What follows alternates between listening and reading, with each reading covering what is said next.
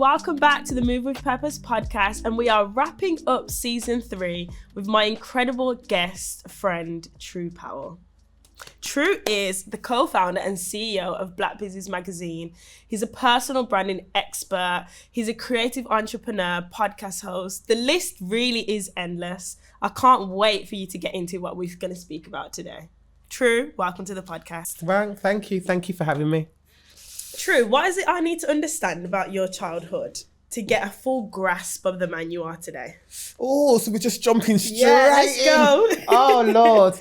Okay, so this is interesting because I grew up in Newtown. Okay. Stroke Aston. Yeah. Which is a stone throw away from where we are now. So it's almost like a full circle moment. Mm-hmm. And single parent household. Right.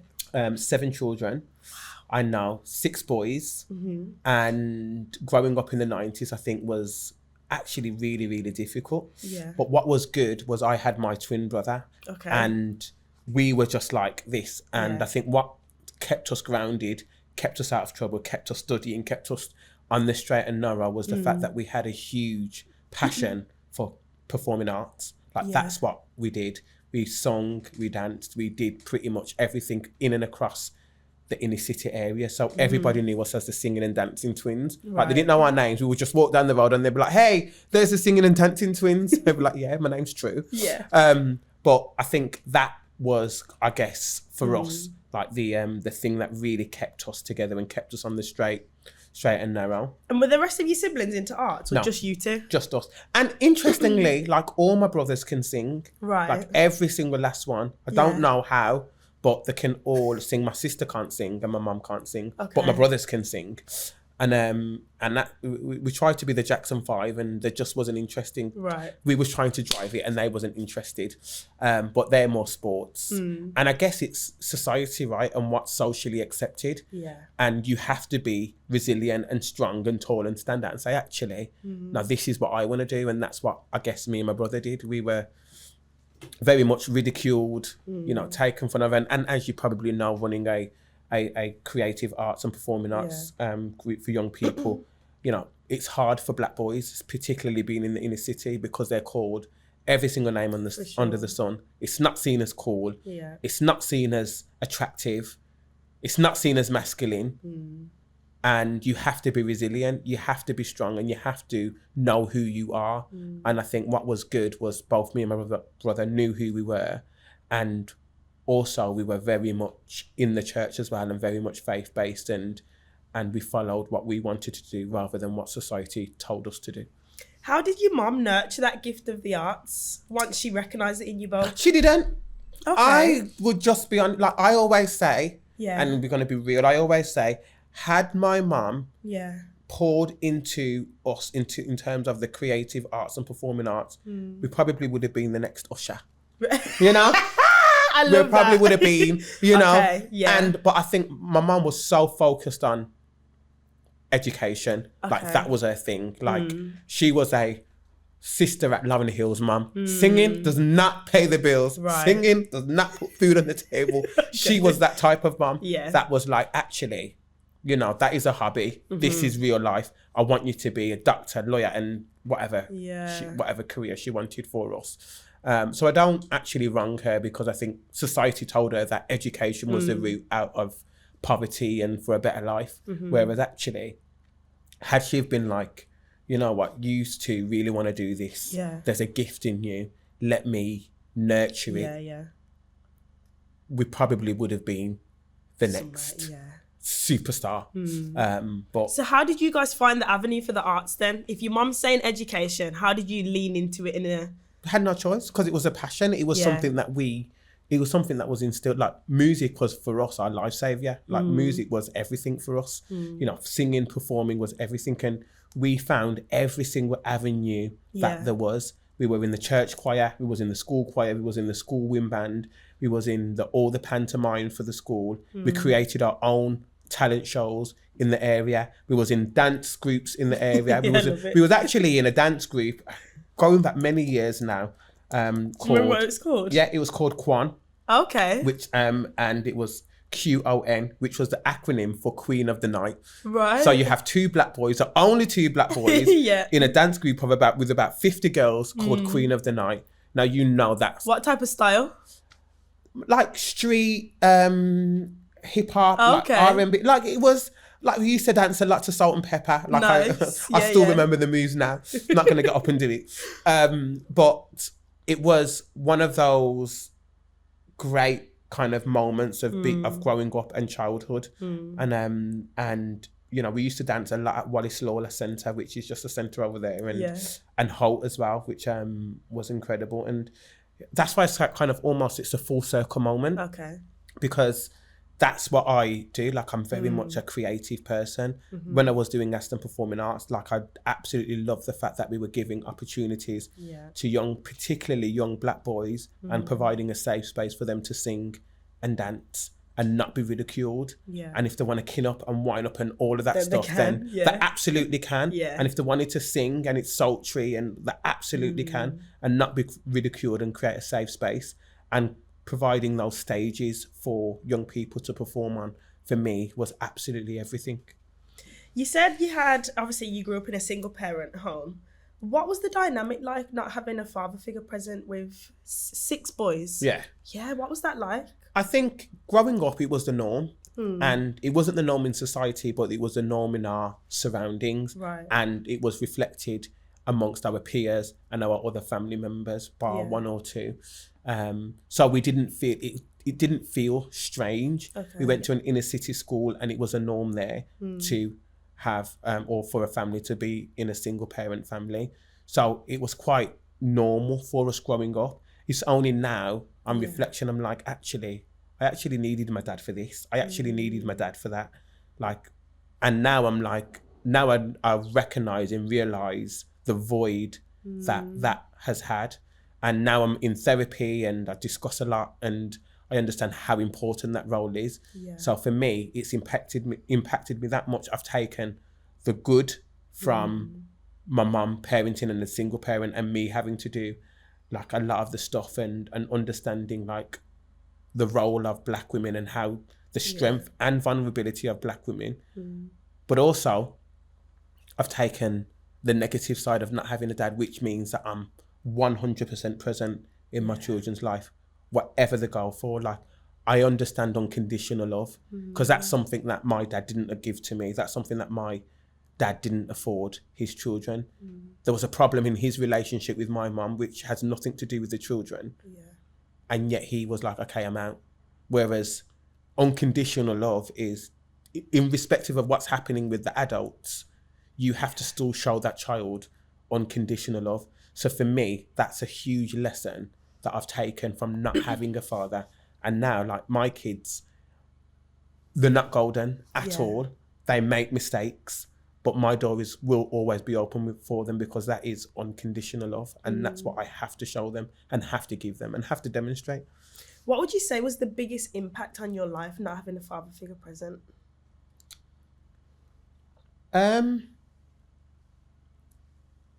I think the impact would have been the normalization of it. Right. I think, and me growing up thinking it's actually normal, like for you to just have a mom, for you to just love your mom, for there to only be your mom. I think there was a lot of unlearning growing up. There was a lot of, okay, this, particularly when I started to go to like a senior school and then college and uni, I was like, actually, this isn't normal. You need 2 parents. Like, my mum can do many things. She is an incredible black woman. She can hang pictures. She can kill spiders. She can like do all the things that men could probably do. But actually, you still need a man in the household. You still need a father in your life. In respect of, apologies, let me take that back, or rephrase. In respect as to whether they're in the house or not, you still need a father figure in your life to guide, to help, to support, and to offer that love, and to offer that support, and to tell you that it's okay. And I think for me, that's what the biggest impact for me, like not having that person to tell me that it's okay. But also, just to caveat that, not feeling enough. And what I mean by that is, here you have a person, a father who's created a human being, or in this case, created 7 human beings. Yeah. And we wasn't enough for you to want to be in our life. And that's a lot of trauma, actually, 100%. because you have to then be like, okay, I was enough. He just wasn't ready to take on the mantle. Yeah. But it's no reflection on me. It's no reflection on what I did or what I brought to the table. But as a child, growing up, you will naturally think that actually, like, what did I do? Like, how comes you're not there in our life? And interestingly, you know, now he sees the success and sees me on TV and all that. He's, oh, that's my son. I was gonna say, do you have a relationship with him now? And what? Absolutely not. No. Okay. Absolutely not. And not because I don't want to. Well, it is because I don't want to. Let me be honest. For several reasons. One is because I don't want to. Yeah. And 2 is because toxic traits. Right. And I need to be absolutely mindful who I bring around my children and who I bring around my family. And if it was just me, there may be a possibility. Yeah. But because I have to think about my whole family makeup, I can't afford to bring that mentality, those toxic traits. Yeah. I'll never say never. If, you know, God is a very forgiving God and a healing God. And if there was signs where he came and was like, actually, I'm really sorry. This is the mistakes I've made. This is what I've done. I acknowledge them. Then maybe. Then there might be a possibility because, you know, forgiveness is everything. But if there's no redemption, if there's no kind of like accountability, then absolutely not. Because what that means is that you'll just continue the same cycle. And I refuse to bring that around my kids and make them think that that's normal. It's not normal. It's not normal to not be in your kid's life. That's weird. So yeah, no, he can be proud from afar, from a distance, and that's okay. What core principles did your mum embed into the family home that you've now mirrored in your family home? Oh my God, goodness me, so many. And I guess this might echo like a lot of Caribbean households, but like a Sunday, for example, you know, Berry's Hammond, when you're cooking, rice and peas, chicken, you know, kids running around. Like for me, that's everything. Right. And that's something that I had growing up. It didn't cost much, but it was enough. And that's like something that we do religiously in our household every Sunday. Sunday dinner, non-negotiable. Non-negotiable. Yeah. Like everybody has to come. And sometimes we might not have it at ours, sometimes we might have it at Tara's mum's or whatever, but it's a family affair. And everybody has to be involved in that some way, shape or form. Education was a key principle as well that my mum kind of was like strict on, and that's something that we're strict on. You have to get an education. You don't necessarily have to go to university, but you have to 100% get an education. You have to go to school, you have to go to college or sixth form or whatever, and you have to do additional reading. Right. I think what I loved about my mum, which is something that I try so hard with my kids, is she taught us how to critically think. Right. And what does that look what like? I mean by that is not accept things at face value. Okay. And really be discerning about who brings you information and what type of information, and what are the press feeding you, what is society feeding you, and be able to be like, actually, I take a different viewpoint. I'm not going to go along with the crowd. I'm not going to say this just because I'm going to say it for sake. I'm actually going to think about, does this make sense? Is this true? And I think what both me and my wife do is try to do the same with our children. Like I always say, and I say this a lot on social media, one of the greatest gifts that you could give your child is the ability to critically think about life. Right. Like allow them to read and understand that the world isn't as what's presented to you. So even when my kids come home and I'm big on education and they tell me about schooling and blah, blah, blah, and, you know, their exams and they're having a hard time, I have to step back and be like, I'm big on education. However, you do know that the schooling system is outdated. They haven't changed the way they do things in over 100,000 trillion years. And actually, life has developed, the world has developed, technology has developed, but the schooling system and the education system has stayed still.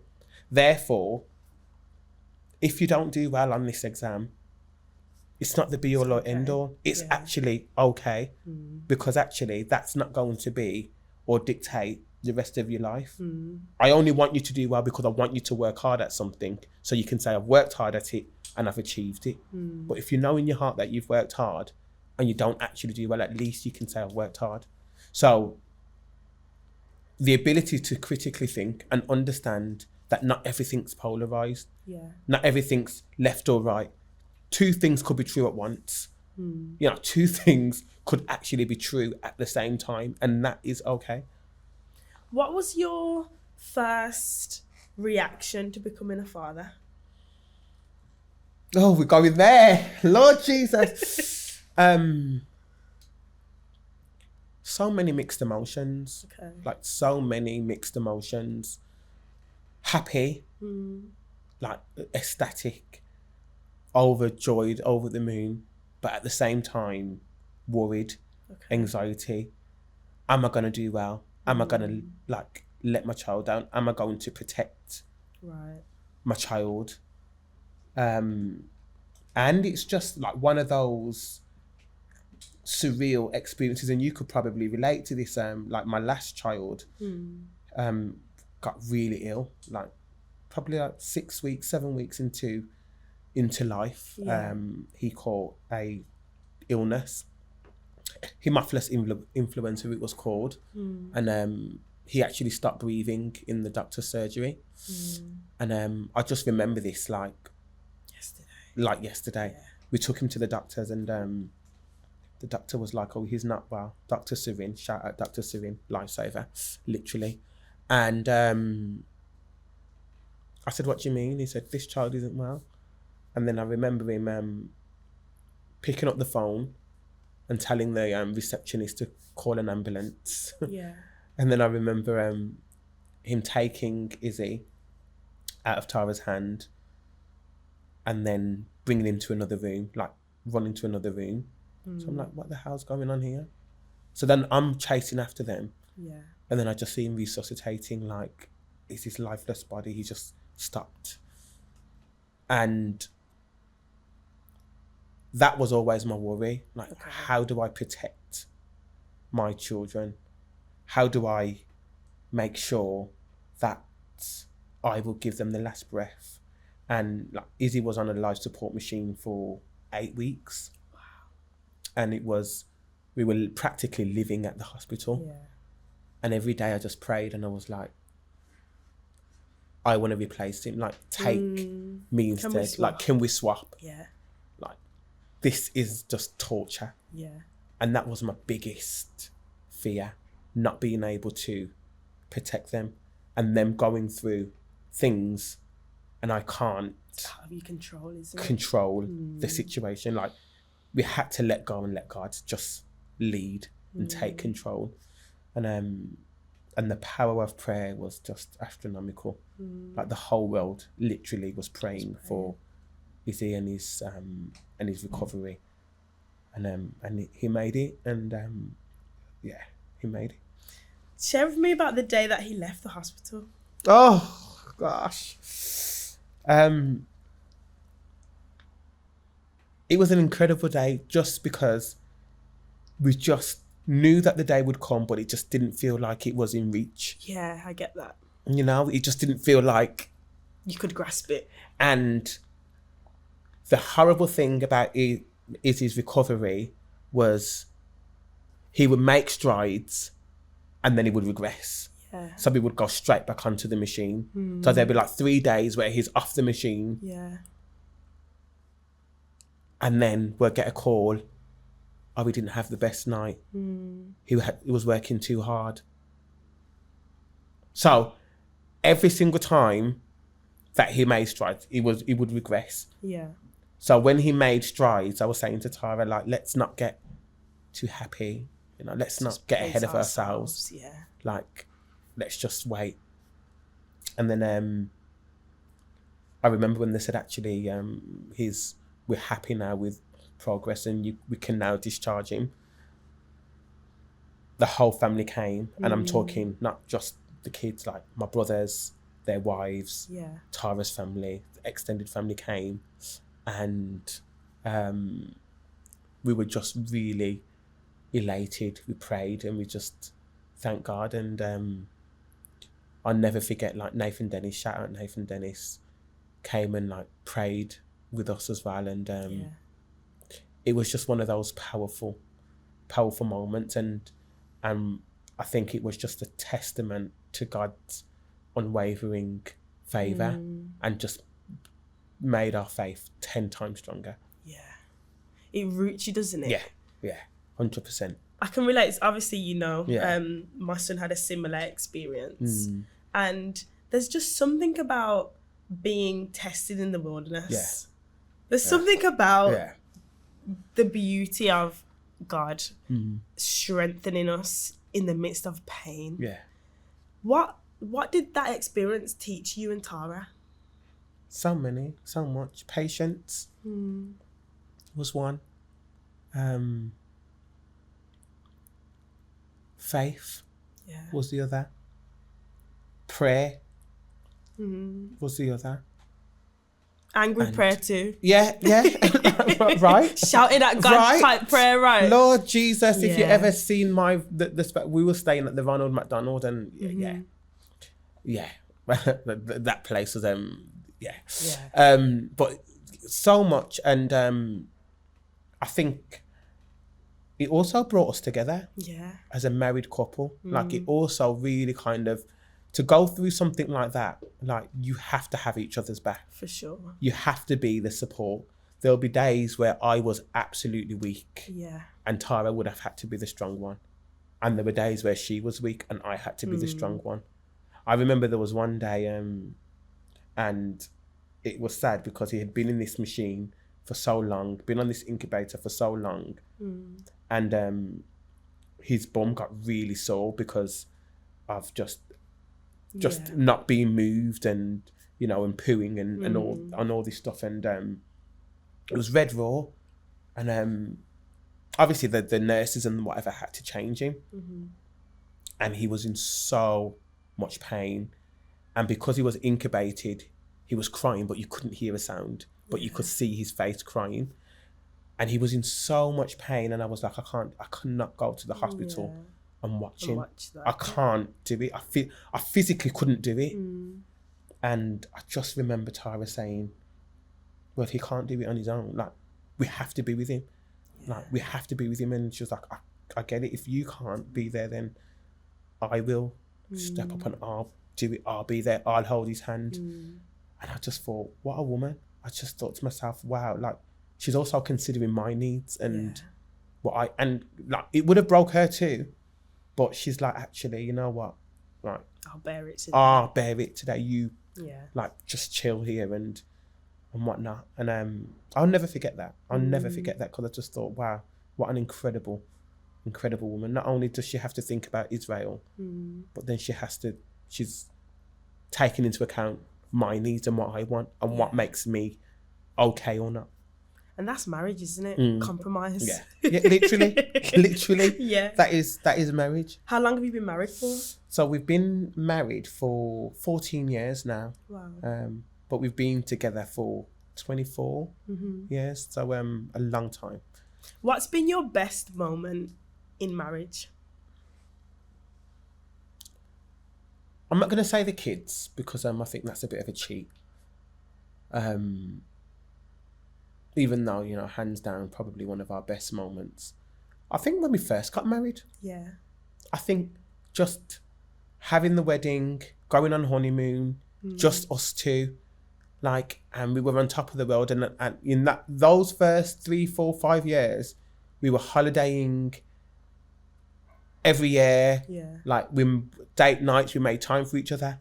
And I think we actually are best friends, and we actually have so much fun together. Like, it's so weird.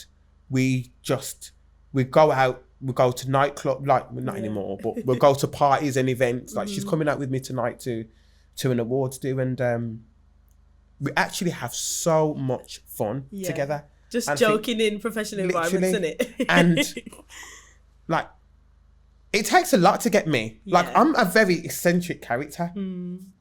So it would take a lot, and you need a lot of patience with me as well. Right. But she's like,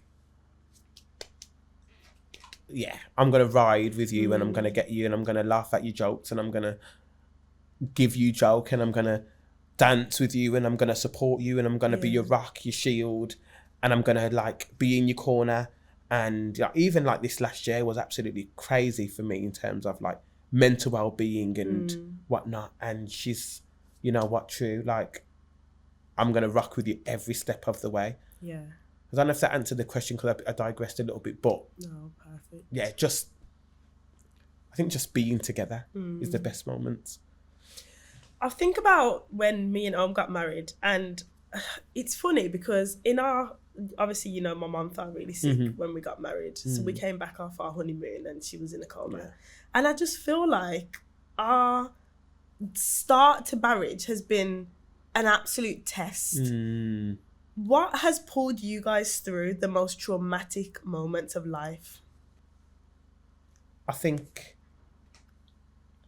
the fact that we've journeyed so much together, and we've done so much together and gone through so much trauma together, I think that's probably one of the things, because we're both like, actually, if we can get through that, then we can get through this.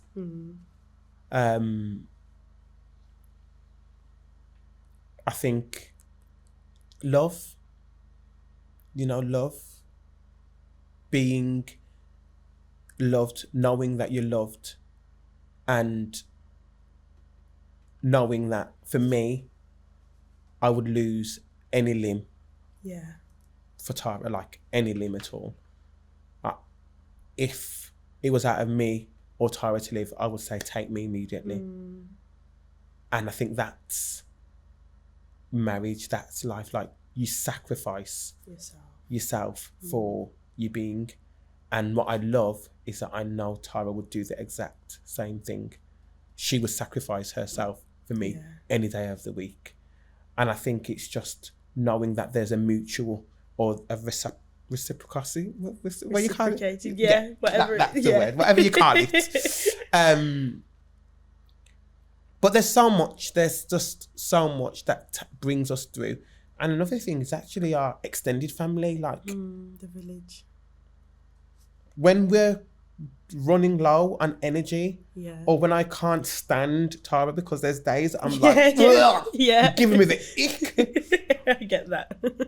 I have an extended support network that absolutely knows us, knows Tara, knows the marriage, and will tell me to shut up, fix up, go home, sort out your and vice versa. Just circling back a little bit, Tru, we spoke obviously about the time your son spent in hospital. Fast forward now, what type of character is he now? Oh, good question. Israel is a bit of me. You know, he is eccentric, he's quite loud, and he speaks his mind. Like, he will tell you exactly. He's definitely you. Yeah, he will tell you exactly what he's thinking and how he's thinking it. Like the other day, for example, he came into my bedroom and he was like, I'm telling social media for you, Daddy. And I'm like, what? And he's like, I'm telling social media. I was like, what are you on about? He was like, you always speak about equality online. You always speak about equality online, and you don't even have equality in your own house. Wow. I'm like, hello, child. Like, okay, let's explain a bit. Let's unpack. Yeah, because yesterday you said to me that I can go on the PS until 9 o'clock, and today you told David that he can have it until 10 o'clock. I love it. Okay, son. Like, okay, son. You go tell social media then. But that is the type of character that he is. You know, he's 11 now, and he's just yeah, he's very, very, such a personality, like a firecracker, very likable, charismatic, got loads of friends. And also we like him to do different things. So he explores performing arts, loves his football, like loves his reading. He would get up every day and read his Bible for half an hour, better than me. Not even I do that. Sorry, Pastor. Sorry, Pastor. Not even I do that. But he would get up and read his Bible like every single day. Like he is so, and it asks lots of questions. He's just, incredible. And becoming a grandfather, what has that experience been like, and how has it been different to becoming a father? What's been the shift? I don't know if I can explain it. Okay. Is the real answer. Yeah. I don't know if I can explain it. What I can say is, I don't know if it's because it's fresh, but the love, I'm sorry kids, sorry. But the love that I have for him is just... For both of them actually, because I'm a grandfather of two now, far supersedes the love that I have for my children. I see that. I didn't think that was possible. Yeah. But I feel what like is it? I don't know. I can't explain it. Like, I absolutely don't know. Like, it's weird. It's a weird dichotomy. Is it because you get to hand them back? Probably. Because I see the way my mum and my husband's parents deal with our kids, and I'm like, this is just it's a different level of love, isn't it? Yeah. It's just, I think it's because you think you have come from something that I've created. Right. And now they've created life. Yeah. I don't know. But what I do know is it's a different level of love that I didn't think I had in me. Yeah. One thing that I've found is that me having kids has brought me and my mum closer. Just because I understand now. Yeah. Me and my mum, and actually me and my dad. Yeah. Like, I'm calling both lines now for advice. Different level of advice now. And really leaning into what they did for me. And it's like a newfound level of gratitude as well. Like, hold on a second. They did this when they were actually younger than me. The landscape was different. The support looked different. How the hell did you guys manage? And now it's like me turning around and saying thank you all over again. And they're like, it's about damn time. But do you feel like you've become closer with your daughter as a result? Yeah, 100%. And not even so much me, but Tara and Cindy has become like this. Yeah. Like, they're constantly on the phone, constantly messaging each other, like constantly seeking advice, like, and also like that point that you made to that point about gratitude. Yeah.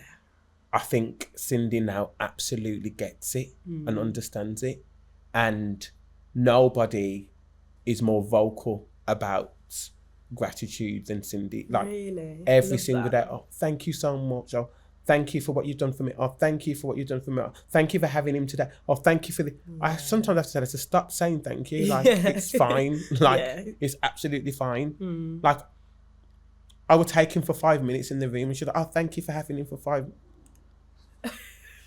Like, it's fine. I get it though. So, but I think it's beautiful that it's recognised and seen. I want to move a little bit on now, Tru, to education. Yeah. So you studied communication, culture and marketing at Coventry. What led you to that course? Why? I think a couple of reasons. So one, I loved marketing and I just knew that branding, marketing was something that I just had a particular penchant for, if you like. And culture was part of the whole, being able to critically think, being able to dissect the world, being able to understand like the universal truths that have been told us and that we've accepted isn't actually what we thought it was. And I wanted to have the skills in order to do that. And media, I've just always been in media, press, PR, marketing. So it kind of was a mix of all the things that I liked, and there was a huge module in there as well in the marketing part of the degree of events as well. So we're doing a lot of events and stuff. So it was a lot of the stuff that I liked, and I just thought, ooh, like that's a little bit of me. Like I really like everything that this kind of degree is saying, and it did live up to its, you know, to its expectation, if you like. I really enjoyed studying it. I really enjoyed understanding the world. I really enjoyed understanding marketing, media, like concepts, colours, and how it makes people feel, and how branding makes people feel. Like I really enjoyed, and I use it today, like in all areas of my career. Like I use my degree. I know some people say, oh, your degree, you don't use your degree, it's a waste of time, blah, blah, blah.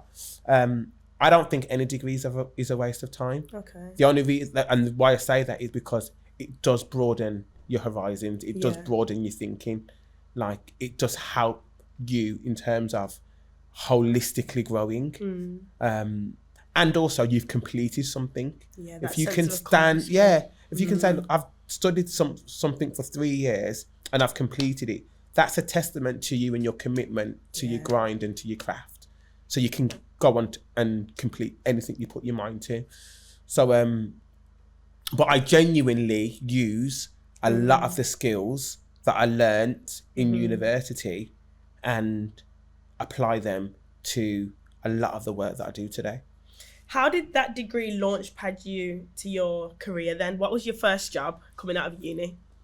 Interesting, very interesting, because my first job, I actually worked full time when I was at uni. Okay. So I worked at the Drum Art Centre, pretty much what your husband's doing now. Yeah, I remember you saying actually, operations manager. Yeah, exactly. And I looked after the front of house. So I did that. I did that full time.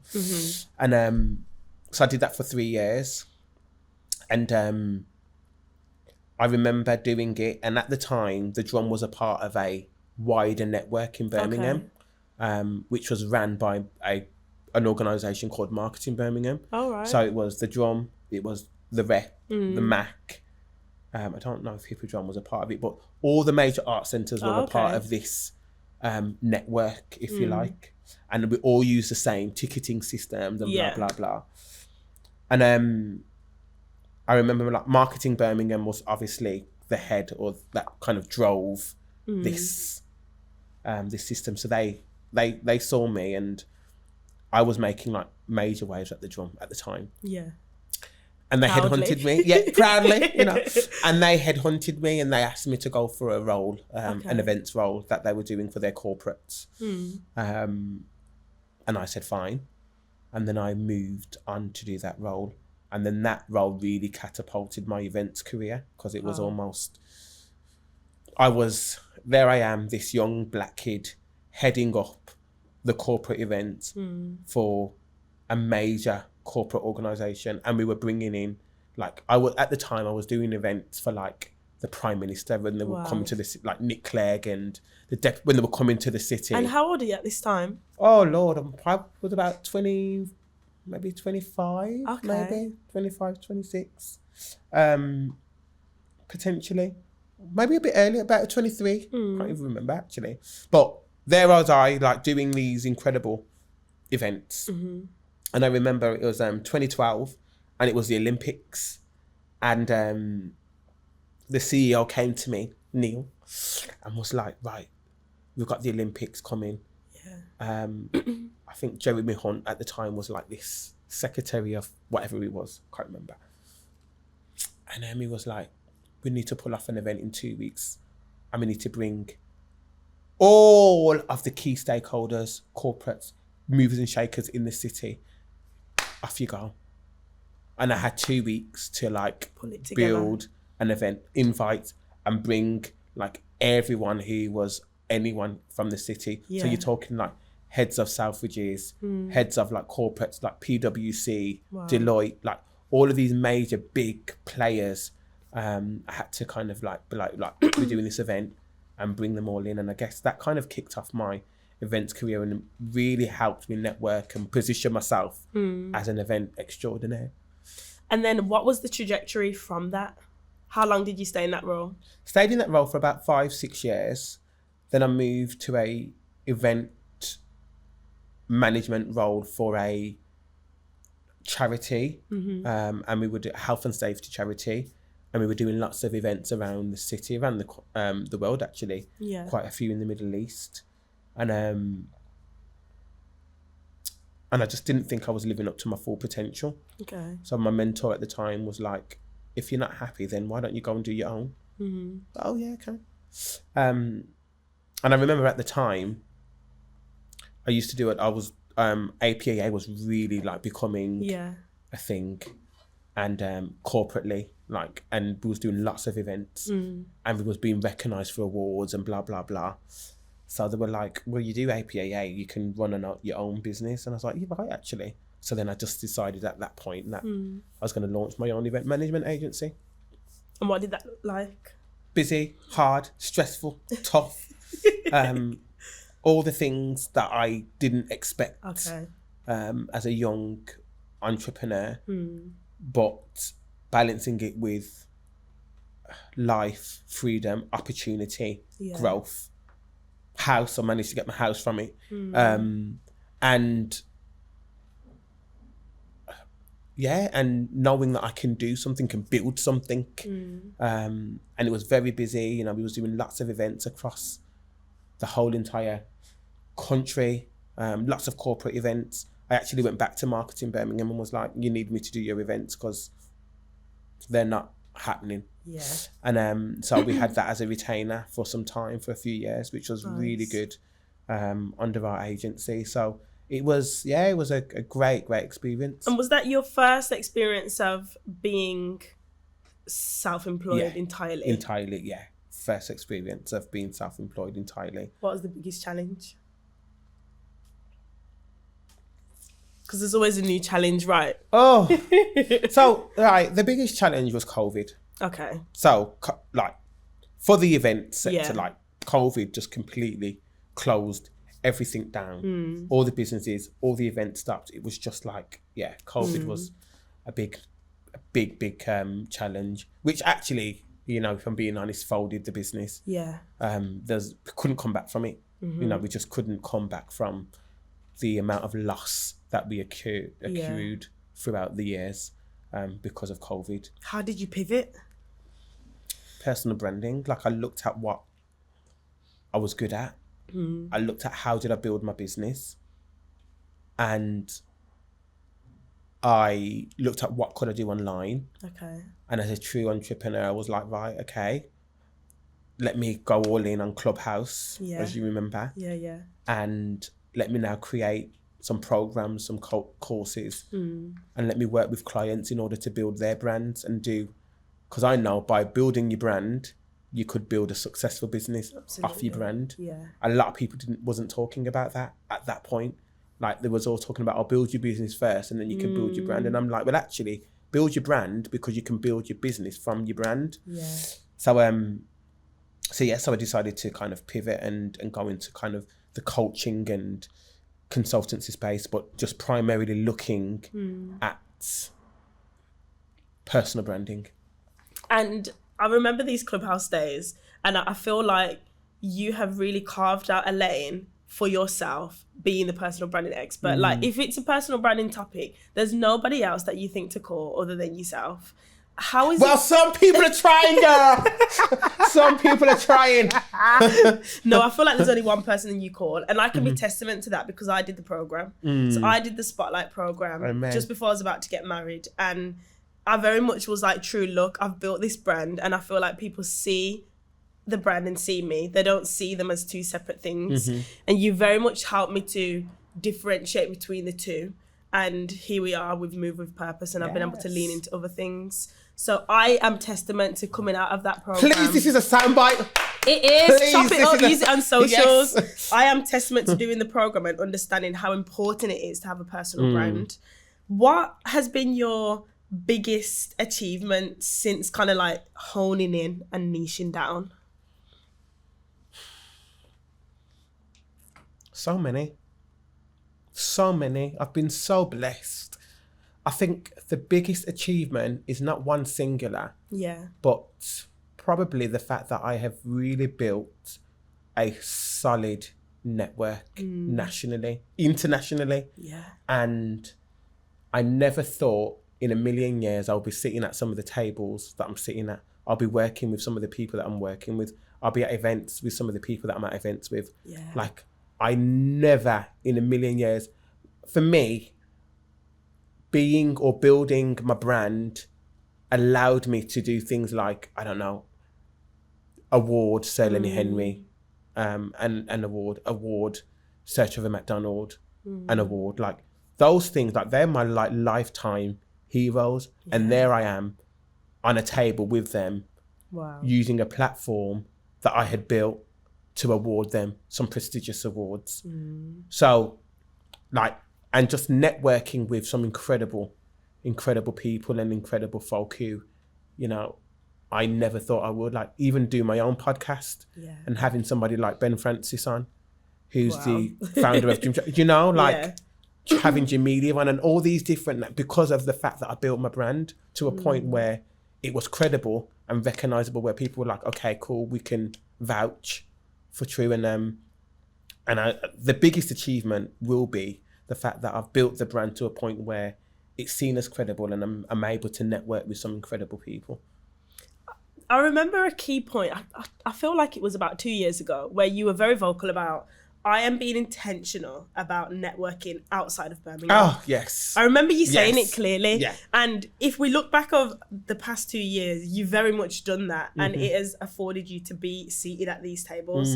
What has it done for your level of expectation? I want to get out of Birmingham. Yeah. Like, number one, like, it's the only Tara that's saying, no, let's hold fire. If Tara said, we're moving tomorrow, we're moving tomorrow. Because the land of opportunity is not in Birmingham. Birmingham, and I'm so sorry because I love Birmingham, but unfortunately it has a ceiling, and you only don't know it until you reach it. And you're like, what? I look back and I think, what has Birmingham done for me in the last year? I'm sorry, you can't see my eyes. Yeah, you've reached the ceiling, like, isn't it? And that's it. Like, Birmingham has not done much for me in the last year, if I'm being totally honest.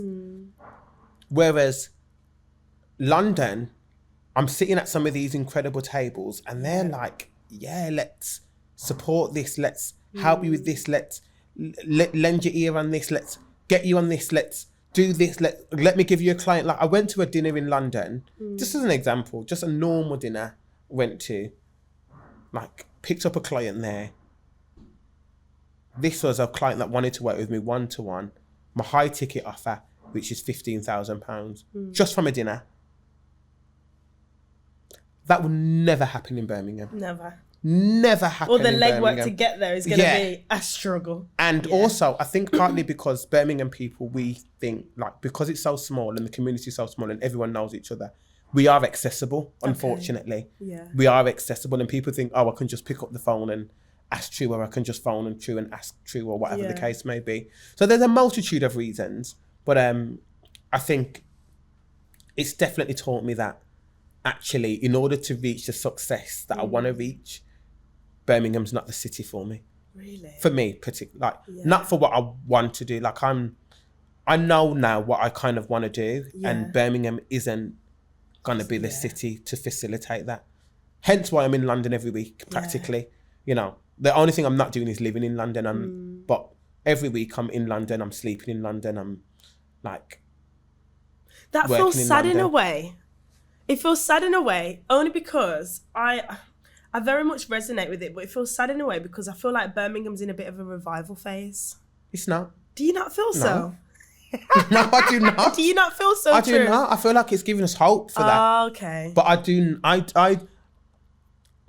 the fundamental flaw in Birmingham is infrastructure. And that's the bottom line. Like, in this creative industry, there's no infrastructure at all.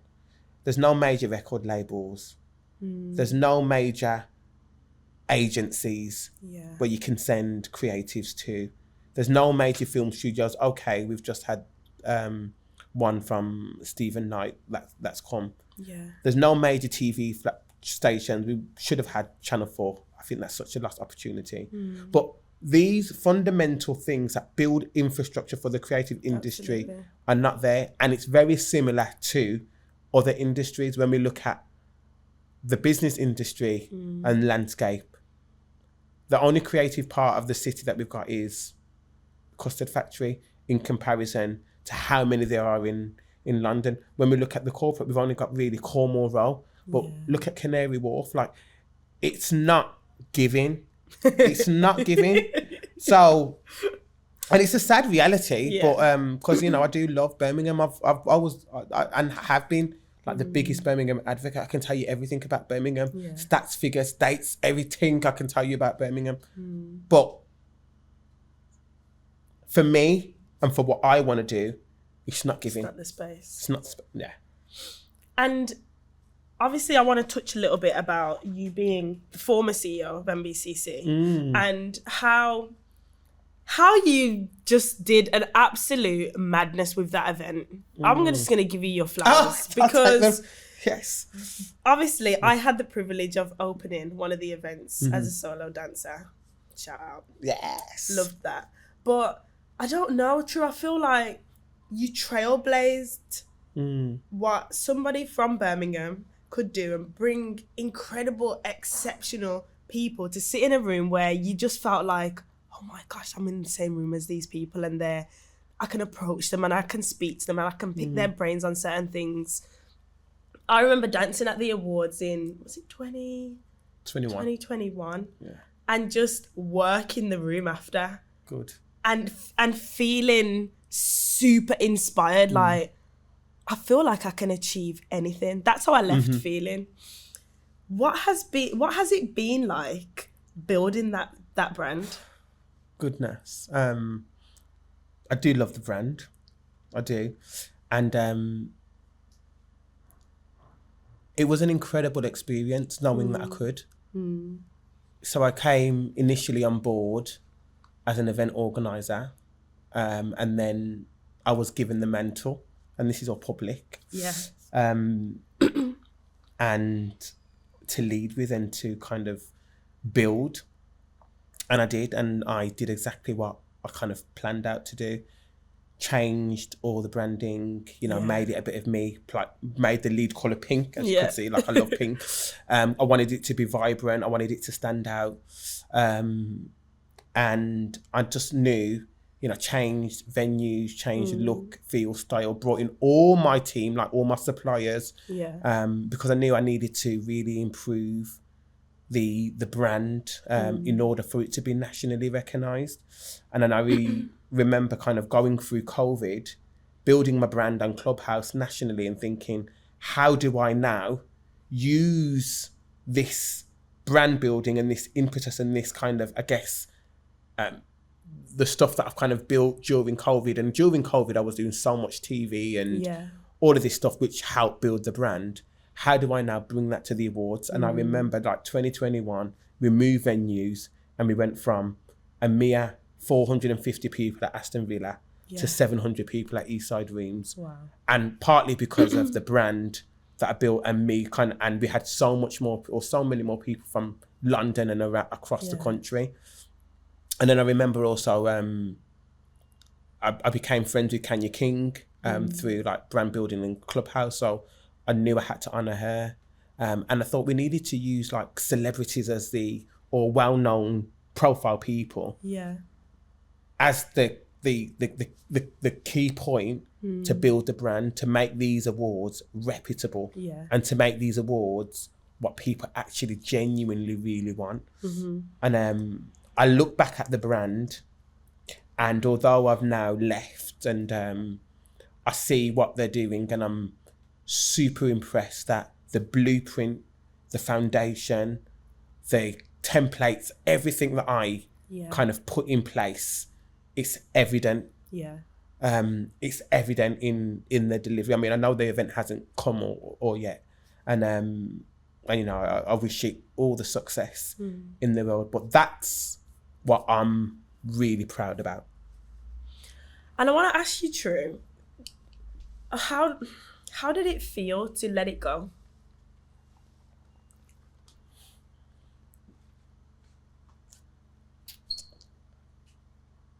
I'm going to be real.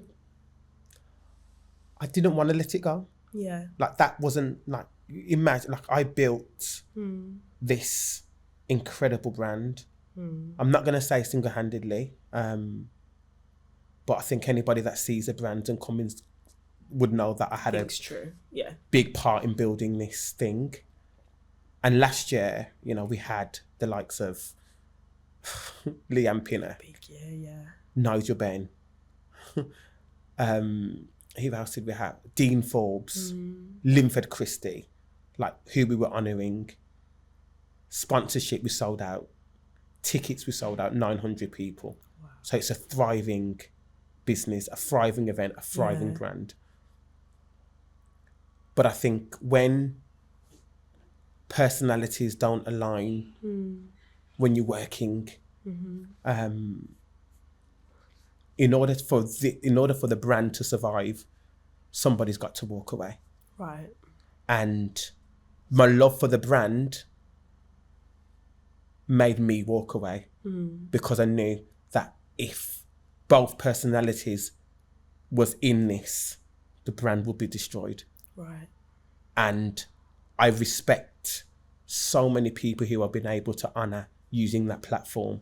So many people who've won awards so much that that's not something that I was prepared or wanted to do. So I was happy in the interim to lose because I know my ability and I know that I can 100% build something that's similar or something that's different to a evenly good standard where even more people will be recognised. So then there's a win-win. So that was my thought process behind stepping away. It's not something that I wanted to do, but I knew actually that I had to do it in order for it to survive. And I can imagine it's been super challenging, but what's been the light in the midst of the challenge for you? Is it that there's like a rebirth? Is it the opportunity to do it again? What's been the light?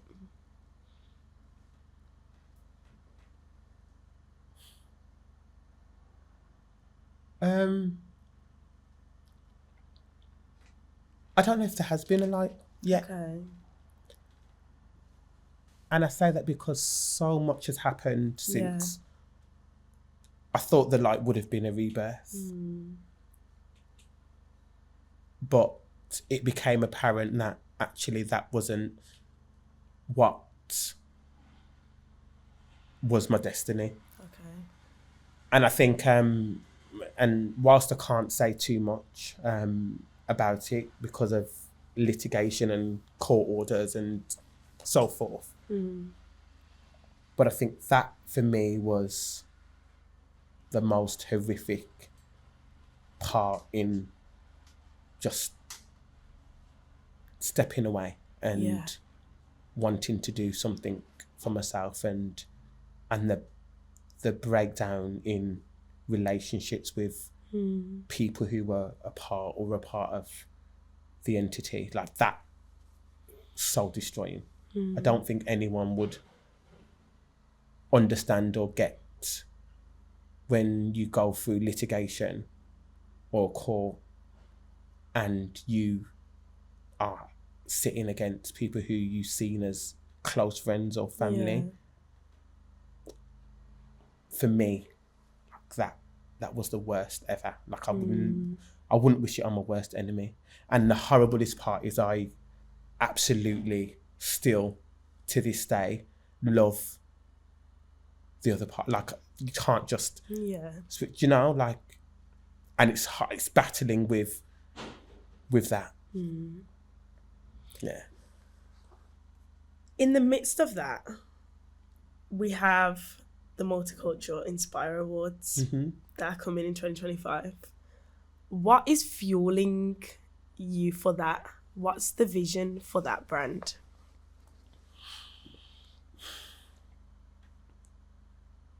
So, I think these awards, and I have to caveat, these are not happening in 2024. I'm not promoting it in 2024. Yeah. These are happening in 2025. And I genuinely believe that God has put a calling on my heart to really help platform others Right. through the vehicle of awards. Mm. And different vehicles like the magazine, but primarily the awards. And when I think about the Inspire Awards, not a lot of people know this, but my very first award nomination was for an award ceremony which was called the Inspire Awards. Okay. And I didn't win that award. This was back in 2014. And it was for the work that I was doing with Aston Performing Arts. At Aston Villa, I remember it to this day. I didn't win that award. I thought I would win it. I looked at the other competition and I was like, of course I've got this. I love that energy. Hey, God said no. Humbled. Yeah. But then I remember going away from that event and thinking, how dare you tell me that my work is not inspiring that I'm doing with APAA? How dare you tell me that my performers are not inspiring from APAA? How dare you? I'm going to show you. So then that birthed Inspiring Brum. Right. Yeah. So Inspiring Brum was a whole show You remember it? created because I wanted to say, so I wrote that show. I remember it, me and Pal writing it, and we wrote it because I wanted to show Birmingham that actually my young people are inspiring. How dare you tell me from losing that award that I am not inspiring or my young people are not inspiring. And that brand just built to Inspiring Brum 1 and Inspiring Brum 2, which again you was a part of. Performed there too, yeah. Yes. And then when I left the previous event awards, I wanted to do something that was completely different. Okay. It wasn't an awards to carry on or to be a successor of or anything like that. It was a completely standalone award to show people this is what inspiration looks like. Yeah. This is what you can get when you're inspiring others. And that really is the essence of the Multicultural Inspire Awards, to highlight inspirational people from underrepresented communities. Do we have a date? We do. Can you share? We do. Offline, I can. Don't want to get in trouble now. Right back into court. But offline, I'll be able to share. Yeah. And also, this isn't just an event. Yeah. This is actually probably goes on to the point that you were saying about the light. For me, now, this is much more than an award ceremony.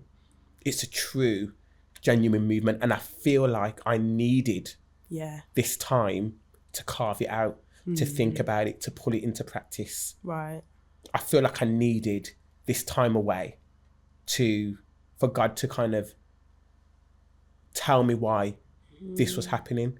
And I think I put this out the other day. I was praying and praying and praying. Yeah. Why did this happen to me, God? Why did this happen to me? There has to be a reason. Has to be a reason. And in the last few months, there's been a huge revelation, and we can speak about it offline, but I think it's going to be huge. I'm excited. I think it's going to be, well, I know it's going to be huge. I know it is. I've ran it past a few people and a few people who are genuine, who are beast, who are turning over millions in their businesses. And they're like, okay, this is a bit of you. So. And excitingly, we've got the Black Business magazine that you launched last year. Yes. Can I just hold up the cover? This is edition. This is a second edition. Black Business magazine. Amen. And you're on edition what now? 6. Edition 6. Yeah. Which, will it go in hand with the awards, or will it continue to sit as its own entity? They'll be interchangeable. Okay. So there'll be 2 separate entities, but they'll always speak to each other. For me, the Black Business magazine is exceptional. It has a space for premium print. Yeah. However, there are a lot of Black awards out there that looks at business, that looks at professionals. And in my head, I'm like, I don't necessarily, I'd rather work with them. I'd rather be their media partner. So you've got the Black British Business Awards that takes place in London. Yeah. You've got the Black Talent Awards that takes place here. And you've got a plethora of other Black initiatives and Black awards. I'd rather work with you than have a competing awards ceremony. Because there's so many of them now. And I definitely won't do it in October. So it would be a standalone event, but also I wanted the Inspire Awards to not just be about ethnicity. Okay. I wanted it to be about underrepresented communities. And that's not exclusively to Black people. Right. And it could be stuff around disability, it could be stuff around neurodivergence, it could be stuff around like anything. So for me, and when we're offline, I'll explain it to you a bit more. I think there's a space for Black awards, which people are doing and they're doing excellently. Yeah. And I will support that wholeheartedly. And that's not to say that in the future we might not do a Black Business Magazine awards, but it probably would look very different to the other awards out there. It might be that we do a Black Business 30 under 30, 40 under 40, a bit like what Forbes do, and have a ceremony to celebrate those 30 people or 40 people. Understood, yeah. You know, like it might be something under that guise as opposed to nominations, voting, and all of that malark that you get for other awards. Do we get to see the rebirth of APA? You knew it was coming. And before you answer that question, actually, I want to give a little bit of a backstory to when we launched Eloquent in 2014, and APA was very much a leading figure in performing arts, particularly in Birmingham. And I will never, ever, ever forget the embrace that we got from you and Pal. And this is important because in our community, particularly the Black community, I'm going to be honest, we don't do that enough. So when we see new enterprises starting and people existing and coexisting in the same space, we like to gatekeep. And the reception we got from APA was nothing of that nature. We could pick up the phone and call you and rant. We'd see each other at awards and it would just be a warm embrace. We opened the art centre, you and Paul dashed from church to make sure you guys were there. The love has been, it's been undescribable. And I wanted to give you guys a hat off for that because we didn't get that from many other people that already had built existing organisations in the arts. Do we get to see a rebirth?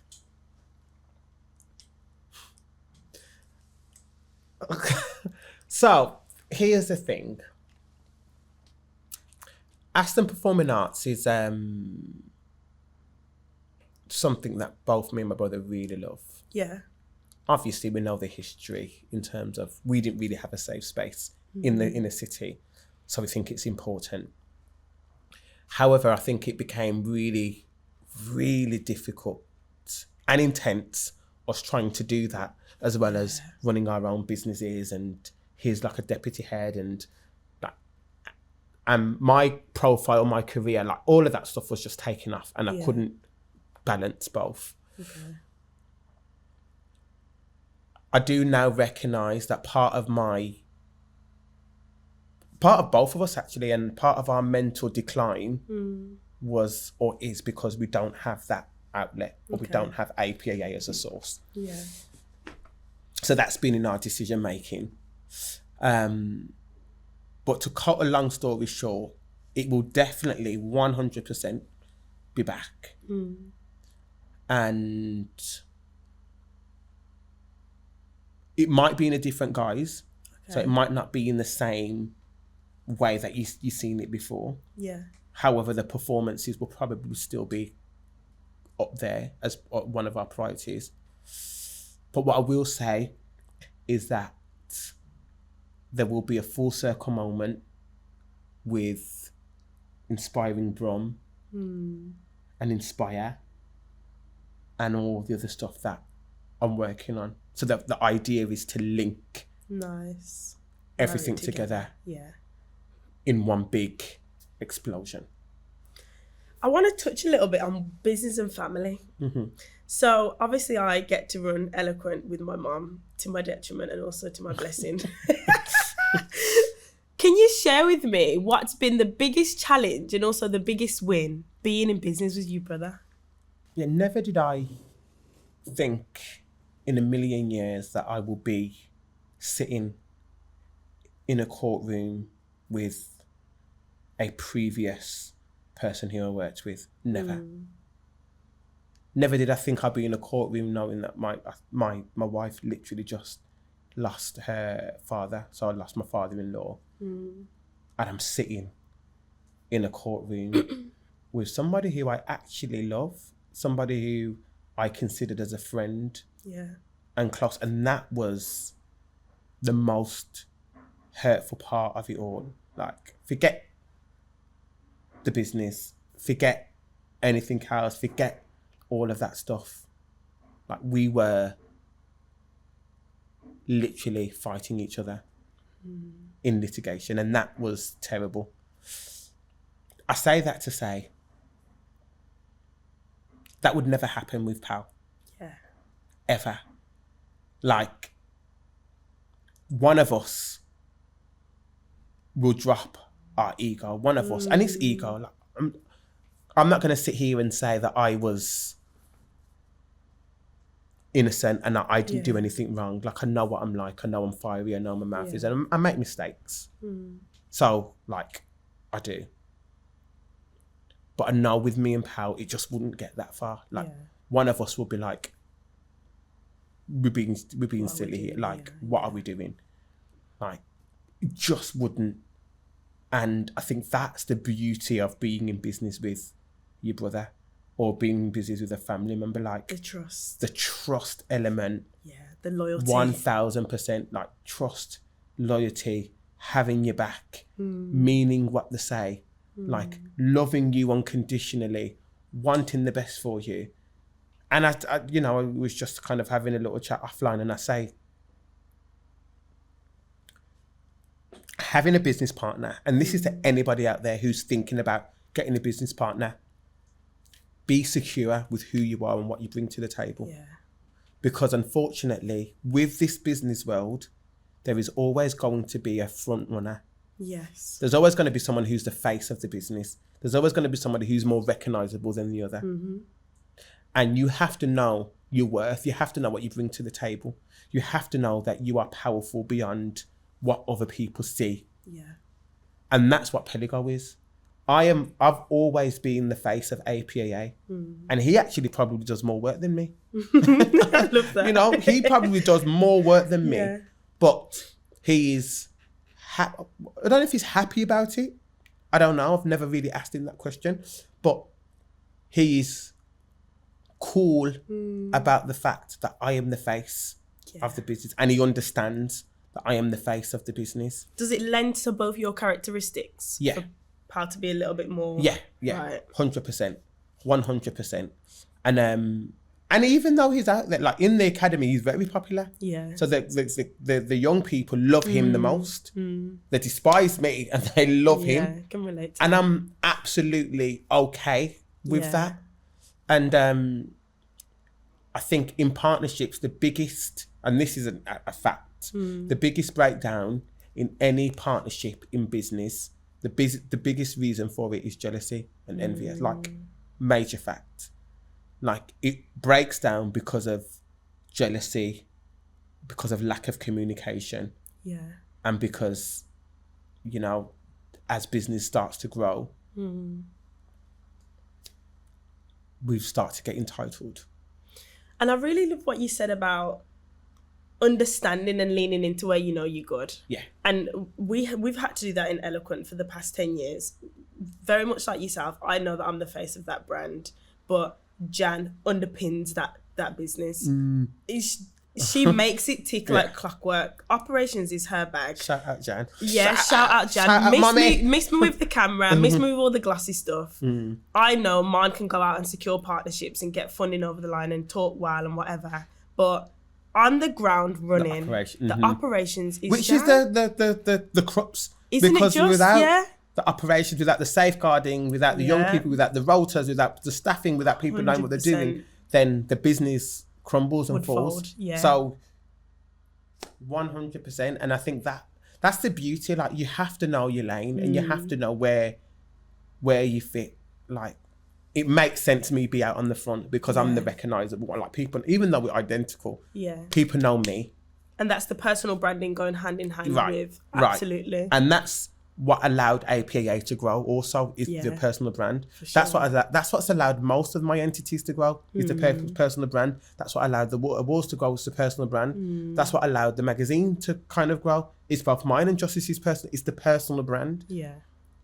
And I think it's important that we recognise and understand that and know our strengths. What would you say is next for Tru?